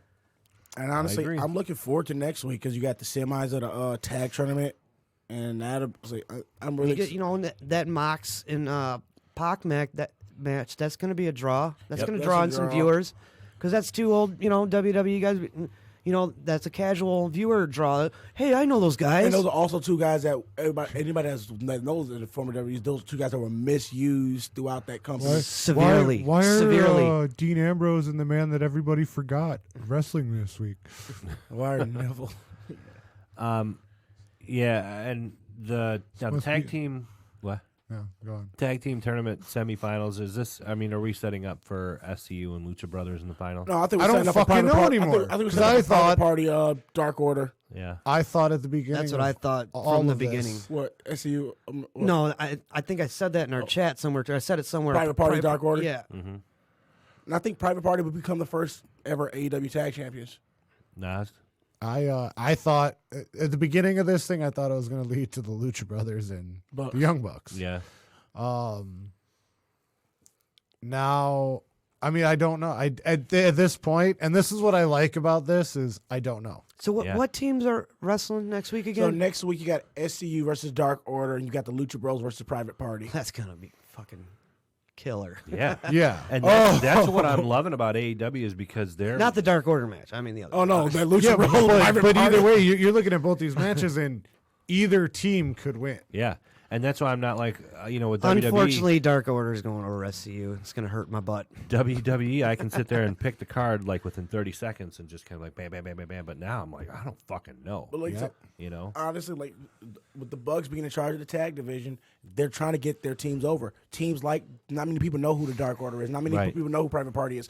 If you're like me and Joe, and you've been watching wrestling pretty much all your life, you know who Frankie Kazarian is. You know who Christopher Daniels is. Yeah. The only the newest face you have within that SCU stable is Scorpio Sky. I will seriously. Yeah, but see, like I'm your WWE resident, and I'm a casual fan everywhere else, all up until now. But I knew who Christopher Daniels was. I knew who Frankie Kazarian was. I knew who Scorpio Sky was. Did you used to watch TNA back in the day? No, not even. I mean, I did, but these guys were so over in ROH and Impact that you couldn't go online and not catch a clip of one of their matches. So they're just known. Yeah, any news, any wrestling thing you follow, you're going to be reading about. Yeah, like, and I knew them before they were a trio. Like, I knew them when they were all individual wrestlers. Say Kazarian and Daniels been together since, Yeah, they used to be called the Addiction. Well, right. That's before the Addiction. They were back in 04. I mean, like, this is like, you go online and it's almost going down the wormhole, because this is like when Kevin Owens was signed. Like, and I didn't know much about him. I did my research on him, but down the rabbit hole, here's this guy, Christopher Daniels from ROH. That, you know what I mean? Like, you just start to learn all these guys. And now, like, I was actually talking to my future mother-in-law, and she goes, man, I watched that AEW show, and I didn't like it. And I go, all right, so you didn't like it because it was a shit show, or you didn't like it because you didn't know anybody? She goes, yeah, I didn't know a single person. I'm like, yeah, that kind of hurts. I go, but just to let you know, Jericho's their champion. Oh, Chris Jericho's on their show? Yeah. Like, so I mean, I see why he's your champ now. Because now, I've always seen why. He should be the champion. Right. But he's going to bring eyes to the show as a veteran and a former WWE guy. Yep. But I mean, that's your reaction to your casual fan. Like, oh, there's this new wrestling show, but I don't know who anybody is. So it's hard to get invested into. Right. So, I mean, and I've been there because when but this you first do know started, there are a lot of people over there. I mean, you know Cody, you know Dustin. I do, but she doesn't. You know what I mean? Like, she's the Jericho, definition of your casual you know fan. Pac, you know Mox, you know Jake Hagar, you know those guys. I think Moxley's a big draw for them too, especially getting. Yeah, because she's like, oh, Dean Ambrose. He's definitely the second biggest name in there under Jericho, Yeah. for sure. He's a bigger name than Cody. Okay, so all that AEW talk, now we gotta fucking talk about SmackDown. It's like we just got really high and then just. I know. One last thing about it, I just want to mention, if SCU beats Dark Order next week, I'll be super happy. That's it. Yeah, I would agree for sure. You're I'm not a big Dark tissue? Order fan at all. Creepy perverts. I'm out of here. Have a good show, guys. I should have saved AEW for last because I know that would have, been more fun. Yeah, we don't have to talk about SmackDown for that long. I mean, you put together a show like the WWE. Like, we're just gonna kill it, and then we're just gonna keep killing it. Keep killing it. Fuck my life. Start low and keep going lower. I know, 'cause we hit the fun part of the show. Start at the bottom and keep digging. You're digging a hole, So son. farther down the hole we go. Bye, Nas. Bye, guys. He's going to dig his own hole. Intercontinental Championship match. Roman Reigns was defeated by Shinsuke Nakamura by disqualification. King Corbin came down and hit him with his scepter, and then I'm like, okay, it was a good little match up until that. Until then, It was decent. I like seeing Nakamura just being on featured. TV, just being featured. Which I think is dumb as hell. Like okay, you're Intercontinental Champion. This is the second oldest championship in your entire company. Very prestigious. Very prestigious, and like honestly, I'm glad to see it back on television. I'm glad to see that. That's a great title for Nakamura to have because he had that title in New Japan as well, I hope he holds that title for a good run. I think you can elevate it if they actually use him more, though. Yeah, I want to see it used more. Me too. Yep. I agree. Yep. So that kind of set up, some more participants in the Ric Flair Hogan match, which we'll get to.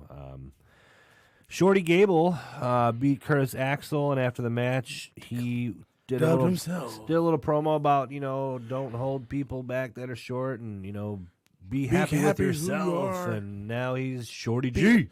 Be a star. Is that still a thing? Yeah. Okay. So we've got Shorty G, which apparently has been trademarked. So they've been months ago thinking about that for a while. Let's shorten that. That was the thing that the brain trust of the elite, no pun intended, WWE. That's good shit. Yeah. Shorty, trademark it right fucking now. Before someone else thinks of it, God damn it. I thought the promo was all right until it got to the end. Yeah, his promo was good until he said, because they told him, you're going to go out there and you're going to declare yourself Shorty G, and it'll be some good shit. He's like, let's shorten that up. I'm Shorty G. Like, why do you sound like that's like a 70s porno now, dude? Chad, I like Chad Gable. He's an excellent wrestler. Like Brian Alvarez on Twitter. Why did he cut his hair? He looks like a little dork now. I thought he looked super cool when he had his long hair. Yeah. And now he just looks like a little dork. But I like what Brian Alvarez put on Twitter. He tweeted, we're not going to define him as a former Olympian. We're not going to define him as one of the best in-ring workers in WWE today. We're going to define him by his height. Yep. Even though they put the stats up when he comes down about how he was at the 2012 Olympics and, blah, blah, blah. It's the fucking dick and fart joke mentality of Vince McMahon, dude. Yeah. It really is. That's all it is. And dick and fart jokes are funny when you do them right.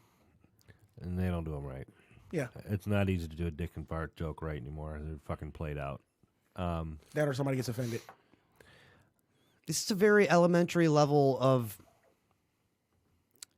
creating character, and it's just like elementary, yeah, primitive. I do like Chad Gable too. Second grade. I like him too, but with the name, to me it kind of loses some credibility. And dude, it's like backtracking to the Viking Raiders winning the tag belts. Like, that's great. They're ass kickers. They deserve it, but I still got a sour taste in my mouth about them. That's not their fault at all, because they got renamed, the Viking Experience to the Viking Raiders, and from their real names, which were just fine, to Eric and fucking Ivar. Yeah. I was like, I can't fucking back that, dude. I can't get behind that. Like, how do you get behind Shorty fucking G, man? Right. Come on. It's a porno name, dude. He's really good too, dude. Yeah. Yeah. It's another fucking waste. Another stupid ass gimmick. Like, what is with them in humiliating their own talent? Right. Why? They do it to Kanellis. Bennett. That's humiliating. They've humiliated that guy since he signed his name. Rusev. Yep. Gable. They're young cooks. I like to call them. They're fucking. What did they get out of literally humiliating their own roster? I don't understand it. Yep. And it's never. It's never. That's not good. Like, that's not ever going to get anyone over. You've killed Rusev, who was awesome. Yep. Gable. You're killing him. You're killing him. It's only a matter of time. Kanellis Bennett never even got off the fucking ground. They never even gave that motherfucker an opportunity at nothing. Eric Young, they haven't given that motherfucker nothing. Like, look what EC3. They literally humiliate their own talent. Yep. It's ridiculous. Well, and they make a big deal, especially with EC3. Oh, we're bringing him up from the NXT roster, and then you've seen him twice. They made a fool out of him. Yeah. I'm not even a fan of him myself, but they did him dirty. Yeah. Well, I am a Chad Gable fan. He's a good worker. Yeah. And they're now doing him dirty. Brian Alvarez said one of your best in-ring performers in the company right now. And then you're gonna, you could have turned him into the next Rey Mysterio with as far as his stature and his height and his skill level and all that. He's a hybrid of Angle and he's like a hybrid of early Angle and Mysterio. And speaking of Mysterio, there's another one that they humiliated, made look really bad. So Rey Mysterio couldn't stick up for himself or his son, so he had to go get big brother Cain Velasquez. Yeah. Just made Mysterio look like a little kid, like a little bitch. You know, like, oh, that's the guy, go get him. Like, this is a fucking Hall of Famer. This is Rey fucking Mysterio. Right. You don't fucking do that to him, man. Mysterio's going into every professional wrestling Hall of Fame there is. Every fucking one. You're right. You don't do shit like that to him, man. Just like you did him dirty in the Rumble when you brought him out 30th. Number 30 instead of in the one where Roman Reigns won and everybody wanted Daniel Bryan to win, and then they brought Rey out 30th and got him booed out of the building to no fault of his own. Like how many times? How can you keep doing your talent like this, man? Yeah, I don't understand it. This either. is why there was a call for an alternative, and now we have so much. We have NWA Power, we have AEW. Impact is getting better. Once again, I'll put just like Bound for Not Glory only tonight. better, but on a bigger and better platform, being on Access TV, which their parent company owns. Yeah, so like, what you got Impact, you have New Japan, you have Ring of Honor. There's so much. It's like legitimate alternatives now. Like WWE, all those places you just mentioned, the work rate is like the same or better in all of them. Yeah. All those places, the wrestlers there are excellent in-ring workers, very capable. You know, all it is, the only differences are like production and the money behind it. And I don't give a fuck about that, to be honest. Right. Give me Like a good everyone's product. making a big deal about the reason NXT's viewers are going down and they're, you know, because they're in Full Sail and, you know, they're not that. selling out these Fuck big that. arenas. That's like the last fucking thing on my mind when I'm watching Yes. NXT. They Are could- you yep. fucking kidding me? There could be one I row don't in give front a of them, fuck who's and- in that building. Right. Like, that's just fucking, to me, that's like, I don't know, idiot fans nitpicking, looking for reasons why they don't have the same number of viewers as AEW or something like. Right. That never occurred to me as being a reason why, because they operate out of a small studio. Like that makes no fucking difference to me. Hell, I really don't give a Impact shit. Impact runs out of small venues. Look what Power's running out of now. Power running out of a small studio. All right, we're gonna talk about Power. We'll talk about them in a minute. Let's finish SmackDown. So we had a 6-pack challenge to determine the number one contender for the women's title. Before that, we had Miz TV with Bayley and Sasha Banks coming out, Which was excellent. Yes. Until Bailey quoted remember Vince McMahon. Did she? Life sucks and then you die. no, I thought Bailey's promo was awesome, and they just killed it with typical WWE style. Yeah. You know, bunch of different girls coming out one right after another to set up a multi-women match. Typical, same old WWE. We've been seeing. Good shit. And like they totally killed her promo too. Like I thought she was doing great, and they came out like, well, that was an awesome promo, and now you just fucking WWE'd it. And the match. I looked at that Miz almost tried also throughout the Miz segment, like Miz literally start digging into Bayley, like, oh, so what are you, a not talking champion? What, Sasha's your Paul Heyman now? Yeah. Like, And I feel Sasha, like Miz. hold up a minute. Sasha did not like that. I think the fact that Miz brought the better part of both of those ladies out in that promo. Yeah. And then the match to follow, I fucking forgot about it. I mean, Nikki Cross is the number one contender. She had come out just before the match and said, you know, I want to play. And then she ended up winning the match. I give you something to smile about. I give you a big hug. A big hug A bag one. with a side of haggis. I would not make fun of her because I actually would probably fear her actual husband. She's thick. Oh yeah. Who's Nikki Cross's husband? Killian Killian Dane. Dane. Really? Oh. All right. She is thick with 2 C's.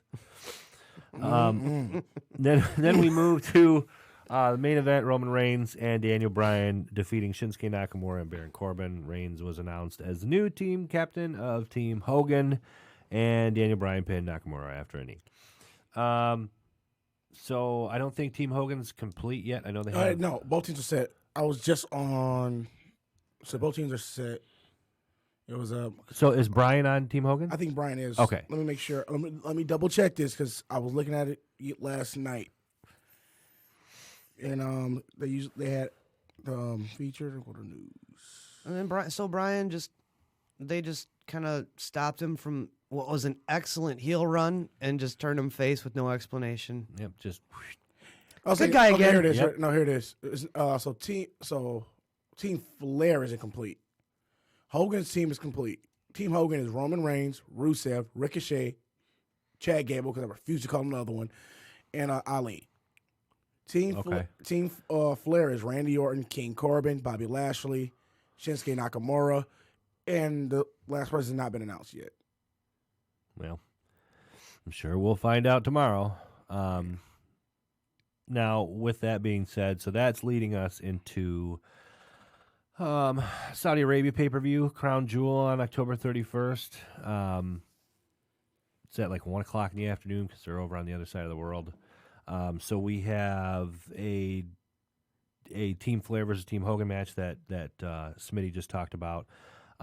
We also have the biggest tag team tornado match. Turmoil, whatever you want to call it. That's going to include the Viking Raiders versus the Revival versus the New Day versus Dolph Ziggler and Robert Roode. The best in the World Cup type deal. Yep, versus Heavy Machinery, Lucha House Party, Zack Ryder and Kurt Hawkins, the OC and the B team, and yes, the winners will be crowned the greatest tag team in the world. And hopefully Shane McMahon does not try and stomp. Greatest tag team in the world, but not the tag team champions. Right. It makes Perfect total sense. sense. Total sense. Perfect sense. Absolutely. It's all that Saudi money. We're also going to have... What happens in Saudi stays in Saudi. They're going to get like a big trophy or... Yeah. They say best tag team World Cup. Yeah, it'll be a stupid little cup trophy that'll get dragged around to matches for the next few months. That won't mean shit. And get used as a stupid prop, and then we'll just go away. Yep, and everybody will forget about it like it never happened. Falls count anywhere. There has to be a winner. The match cannot be stopped for any reason. Seth Rollins versus The Fiend, and then the WWE Championship match for Brock Lesnar versus... Oh, you're missing something there, too. Huh? You're missing something there. Oh, no. Braun Strowman and Tyson Fury. And I see that Cesaro is going to be fighting Mansoor Al-Shahayl. Mansoor, just say Mansoor, because he's NXT. He's one of those NXT guys. He only wrestles over there, though. Yeah. You never see him, dude. And Mansoor has had 3 matches on NXT, and the only time you ever see him outside is right before Crown Jewel. No, Cesaro's going over there to do the job to this fuckstick. Sure. Mansoor's not bad. It's just fuck him. Give a shit about him. I dude. know you care about Cesaro. We will fuck not. Mansoor. That guy hasn't drawn a fucking nickel in his life. Was he one of the dudes that they introduced at one of the Crown Jewels as like the developmental? Because they had a couple of those. No, I guys think in he the actually ring. wrestled that night. I think he won some Battle Royal Rumble bullshit thing. And then that meant absolutely nothing also because you didn't see him ever again after that. Literally got him an NXT. He got him an NXT contract where he's pretty much chilling the PC. Yeah, that's just another political move to sign a Saudi Arabian dude, you know. Oh, like making Jinder Mahal WWE champ for half a year, was it? Yeah, it was. It's the same thing. He went over to India and, you know. We're not going to be doing scorecards for Crown Jewel as far as I know. I don't think they've ever done a scorecard. It's not even fucking worth it. Yeah. It's just a glorified house show. Yep, I'm good with that. Okay, so outside of WWE, we were talking a few minutes ago about the way that people kind of perceive wrestling, and look at the production. Rocking with Dockin', man. And NXT's only got a few people in there, and blah blah blah. Okay, so let's talk about NWA Power with a house of what, maybe 75 people in the crowd? 50 people, 75 people, something like that. Maybe 100 max. I'm loving NWA Power right now. It's only 2 shows in, and I love the promos they're doing. They have the little podium. They've got a couple commercials in between that don't really mean a whole lot. Yeah, I think they're just kayfabe commercials. commercials. Which is actually kind of funny. Yeah, it's great. Teach me how to wrestle. The wrestling school, what was the other one? Tire irons and waffles. Yeah, tire irons and waffles, and then Austin Idol's wrestling school. Yeah. Teach me how to wrestle, Austin Idol. Teach me. It's a great show. I like that it's only an hour. I'm really impressed with it. The in-ring work is solid.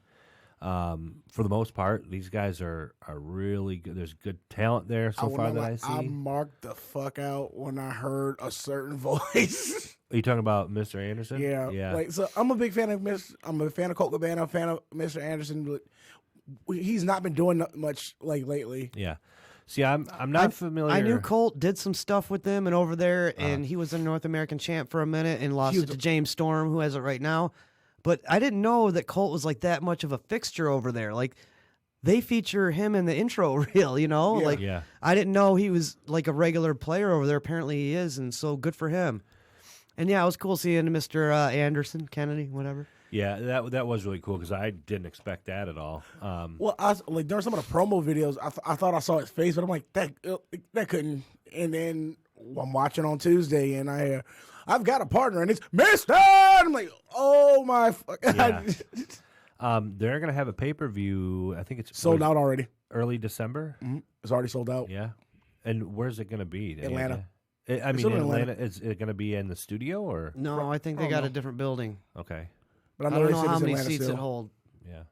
But yeah, that's what I think it's doing well enough. Like, it sold out a small venue very quickly. Yeah. But it's not at its studio. I don't think it's a different venue. And then I'm not, like I said, I'm not sure how many seats. Yeah. Yeah, I'm really enjoying that show. If you haven't had a chance, definitely check it out. Tuesdays at 6:05 on their YouTube. Just look up NWA Power, Power with 3 R's.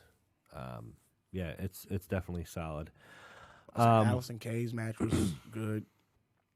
That's one of Michigan's own right there. Well, I like that you can really tell that their promos obviously aren't scripted. And who was it? Eddie Kingston came out on that first show. Former guest of this show.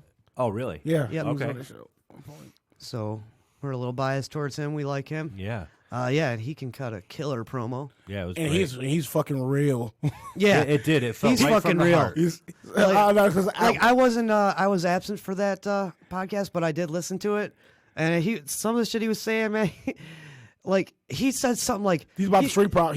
He called them the Sesame Street Prophets to talk about really growing up on the streets. He's like, man, he ripped them apart. He's like, I see someone at the club flashing around some stacks. I'm gonna be waiting outside the bathroom for him to run his pockets. I was like, you know what? I believe this motherfucker. Yeah. I fucking believe him. So my thing is like, we got out there with him. I'm like, my nigga. Yeah, that dude, he's real. Yeah, he's real. You can tell. You can definitely tell. And then Homicide is just. He's Homicide. Yeah, Homicide is Homicide. Homicide is probably been one of my favorite Latin. Homicide's real too, man. Like, yeah. Those are two guys you really wouldn't want to fuck with in real life. There's a reason you don't give Homicide a microphone. No, because he does Brock Lesnar promos. Yeah, you can't trust what he's gonna say. I've heard of excuse me. I had heard of Homicide previously. Original LAX. Well, I was exposed to him him. and Hernandez. That was a great team. We went to GCW when we went to StarCast, and he was there. He was part of one of the matches, and yeah, I saw him walking around with Nick Gage at StarCast and Eddie Kingston. I saw him Eddie Kingston around StarCast. So yeah, I mean, seriously, check that show out if you haven't. I've got high hopes for it. And it's getting a lot of reviews from big names like The Rock. The Rock had said, "Hey, check this out, Corey Graves, whatever." These people that are in, that other one, yeah, loving it. That's really just about it. We're gonna be. I did kind of want to talk about the whole Mike Kanellis asking for his release. Yep. Was he granted it? I don't think they granted it just yet. I mean, I can't blame him. Look what they've done to him, man. He might not even be able to recover from this, even in a different promotion, dude. They've cucked him so bad. Yeah. Yep. They really clipped his fucking nuts, dude. Yeah. They literally. You see the post I put about what Rusev on Kanellis on the Bucks? He called it Young Cucks. Yeah. That's pretty spot on. Yeah. Well, and so he posted on his Twitter the other day a lengthy post. I'm not going to read it, but he talked about how working one day a week isn't going to cut it for him. He talked about how he wants his daughter to see him bust his ass. He can't tell his daughter bust your ass when he's not doing it himself. So I get it, and I do. It is shitty. It goes back to what we were talking about with all these guys, and they're just making fools out of them. And people were saying, like, when the whole thing first started about, Maria being pregnant, and they really started humiliating Mike Kanellis, people were like talking about how entertaining of TV that was. And I'm like, well, yeah, but you just killed Kanellis. Like, you fucking killed the guy. You demasculated this man. You fucked that guy up. Like, hope it was worth it for a 10-minute segment that really had nothing to build from after that. The only thing that came out of that whole entire fucking segment for those weeks is the return of Rusev. And Yeah, the return of Rusev, and they humiliate him too. Yep. with the same fucking angle in Bobby Lashley. Only thing that's different is Lana's getting the BBC now. I just don't understand the mentality behind that kind of booking. Yeah. Is that just Vince McMahon playing with his toys? Look what I can do with this guy. Let me pull the Look strings. at these strings. Yeah. I'm gonna ruin his life because I can. One, like it is, like you're not doing anything with it. You're just filling time. Like that's why I'm liking And shows. they're not granting people releases anymore because they don't want them to sign nowhere else. So they'll Exactly. just sign people and sit them. Yeah. Like what they did with Harper. You know, because Harper's wanted out of that company so bad they wouldn't let him go. When I think these guys are going to really start catching wind of that, like, oh, cool, I'm going to be signed to WWE, but I'm not going to do anything. I'm going to sit there and I'm going to be belittled and made to look like an asshole. Dude, WWE used to be the be-all, end-all destination for a professional wrestler. Right. If you're in the business, that's your goal. I don't think it has that same appeal right now. No. I think that's the big money place. That's it. You want a fat check? That's where you go. Yeah. But if you really want to focus on your craft and do what you love and even still make money, there are so many other options now that these guys are choosing from. I mean, AEW is paying really good money, too. Impact is paying really good money as well. I know guys make some pretty good money over in New Japan, too. And, I mean, if it's the way it is now, what's going to happen Or 6 AAA. months from now? And I'm a hot free agent. Why would I want to go to WWE and not get used? I mean...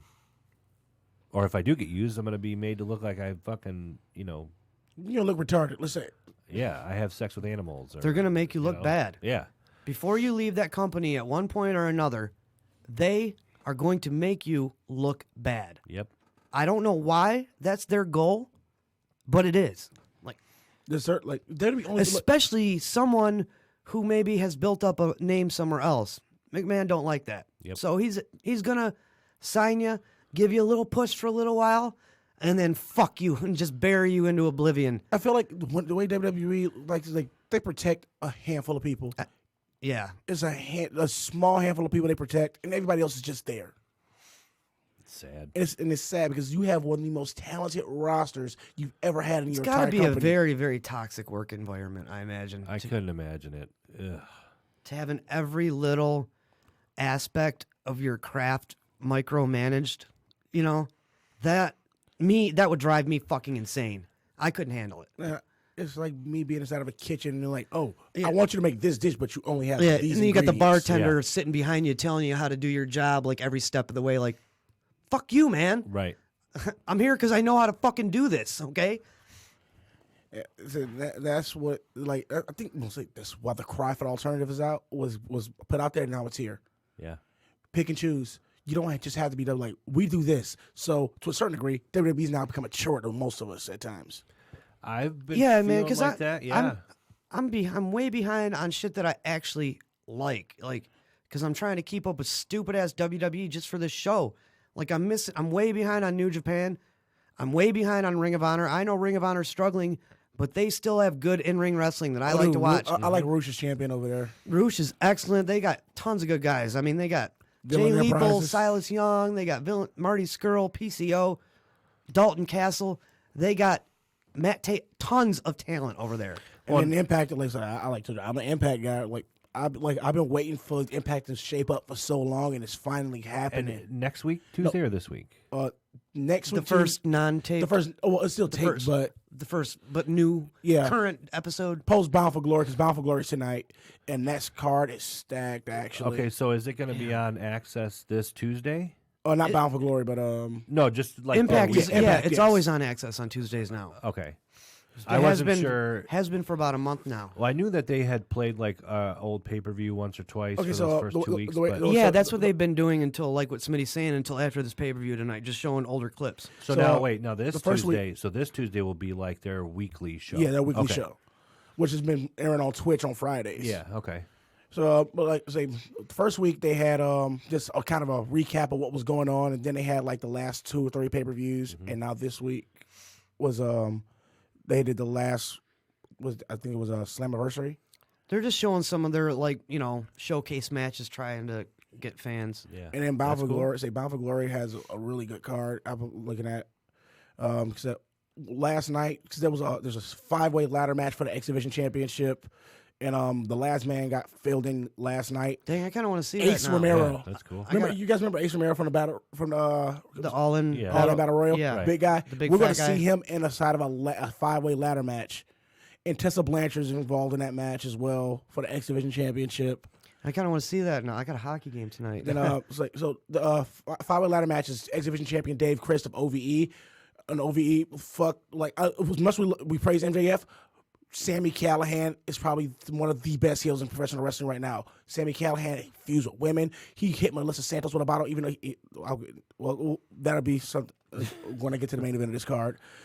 But so we got the X Division champions: Ace Romero, Dave Chris, Daga, Tessa Blanchard, and Daga's really good. Yeah, Daga's was one of the guys from AAA that he did so well. I think he worked in Ring of Honor a little bit. So, I've seen him before. He's been with AAA for a while. And I've seen him before, yeah. Or he was on Lucha Underground, wasn't he? He was on Lucha That's Underground. where I saw him, yeah.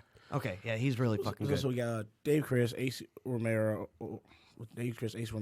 Tessa Blanchard, Daga, and Ace Austin. So those are the 5 people in that 5-way ladder match. Was RVD on the card? RVD is on the card. The tag team titles were owned by the North. Versus RVD and Sabu? No, it's RVD and Rhino, and it's a 3-way tag team match. It's RVD and Rhino, the North, which is all Ethan Page and the Walker Weapon Jason Alexander. A couple of Michigan boys, RVD and Rhino. So Josh Alexander and so you got Josh Alexander and Ethan Page, the North, couple of Canadian boys versus couple of Michigan boys. Couple of Michigan boys and RVD and Rhino and Willie Mack and Rich Swann are tagging together in a 3-way for. That's where Rick Swann went. Yeah, what's Sabu doing? I heard he was booked for this. So Sabu was actually on the last Impact. They were supposed to fill up the last spot for another Michigan guy from Bombay, Michigan. Sabu. So him and he and Rohit Raju, who was also a former guest on our show, friend of the show. Yep. They had a no DQ match that ended in a double count out because neither one could answer the 10 count. That already happened though? Yeah, that already happened. So during do we get to see that? Is that going to air on Access or something? It was on Twitch on Friday. All right, then this should be on my DVR then.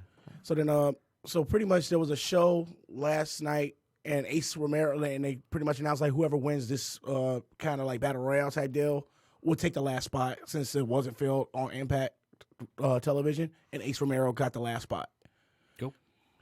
So for the women's championship, Tenille Dashwood is taking on Taya Valkyrie for the Knockouts Championship, which is their women's title. And we'll say, Taya Valkyrie's great, and she's the wife of John Morrison.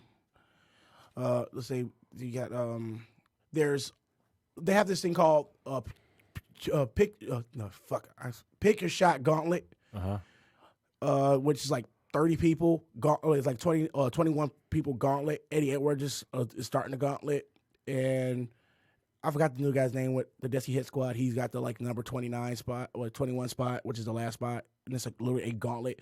Whoever wins this gauntlet gets a pick their shot at any champion within the company. Okay. Main event. I'll just skip over to the main event because the main event is Sami Callihan versus Brian Cage for the Impact World Championship.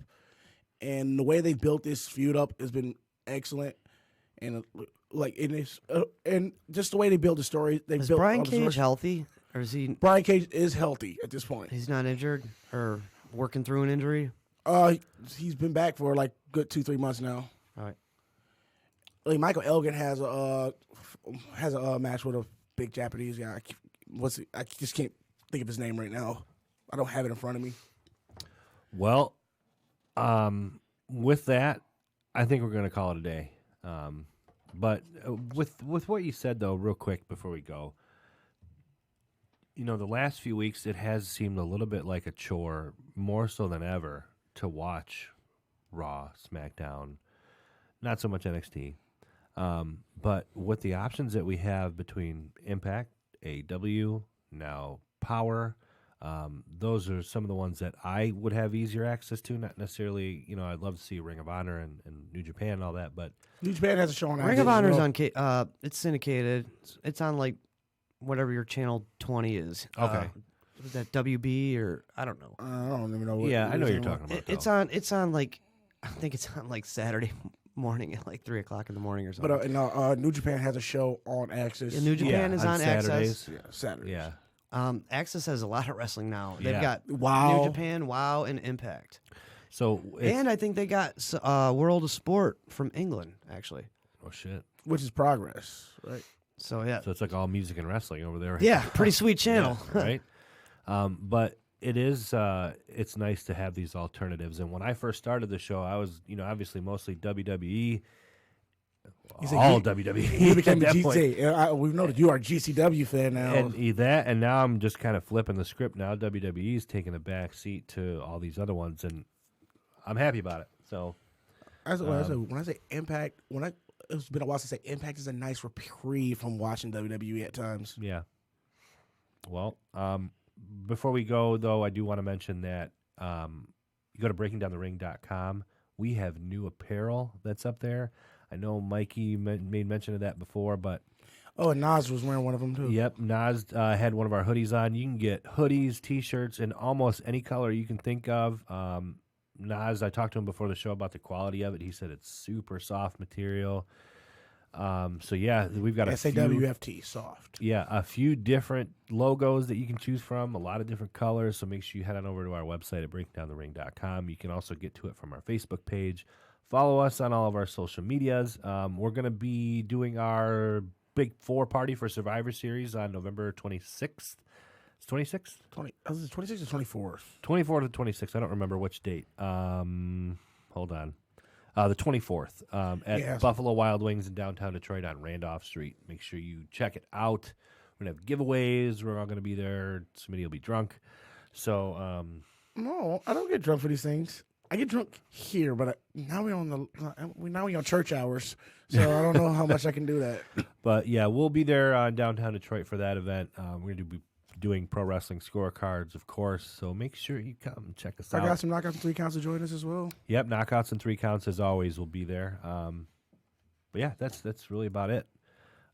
We're your ring crew.